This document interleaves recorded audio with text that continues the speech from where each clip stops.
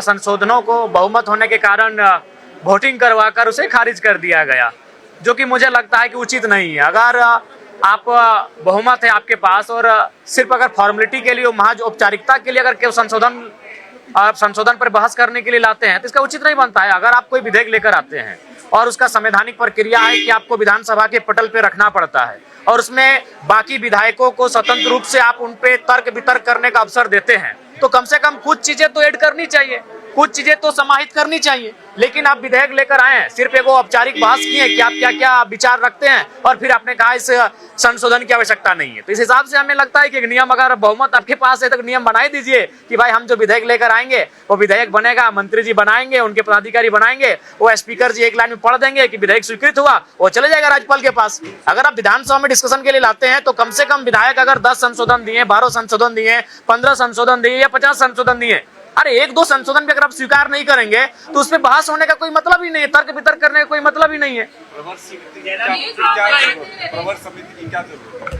अब ये तो खैर मंत्री जी समझेंगे। जनाब जी, आपके बयान की चर्चा है, कांग्रेस कह रही है कि आप जो है ज्यादा भविष्यवक्ता मत बनिए, ऐसा कुछ हो नहीं रहा है, तो आपका बयान चल रहा है। अब ये चीजों का हम पे डाल दे रहे हैं, ये मेरा निजी विचार है। भारत देश फ्रीडम ऑफ स्पीच के लिए जाना जाता है, मेरा निजी विचार है, अपने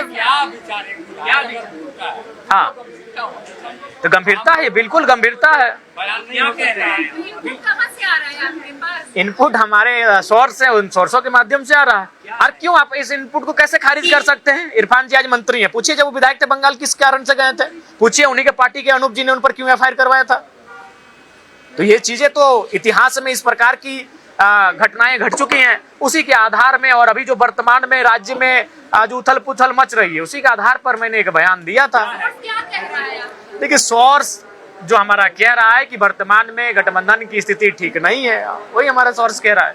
आप किधर जाइएगा?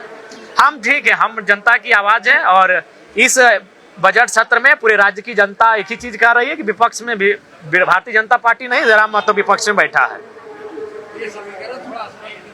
नहीं, समीकरण अब स्पष्ट है, आप लोग भी जानते हैं, आप लोग भी समीक्षा करिए। अब हर चीज एक विधायक पे मत डालिए।